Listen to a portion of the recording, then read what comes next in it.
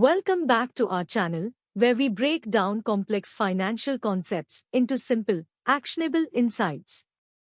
Today, we're delving into SIP, or Systematic Investment Plan, a disciplined approach to mutual fund investing that can pave the way to financial success. SIP is all about consistency. It involves making regular contributions at fixed intervals, like monthly or quarterly, into a mutual fund of your choice. This approach cultivates the habit of saving and investing systematically over time, regardless of market fluctuations. It's like setting aside a portion of your income for investment purposes regularly.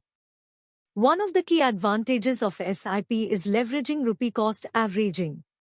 When markets are high, your fixed investment buys fewer units, and when markets are low, your fixed investment buys more units. Over time, this strategy can potentially lower the average cost of your investment. SIP not only promotes financial discipline but also helps in reducing the impact of market volatility on your investments. It's a long-term strategy that encourages a steady approach toward wealth creation. Whether you are a beginner or an experienced investor, SIP offers a straightforward and effective way to grow your wealth.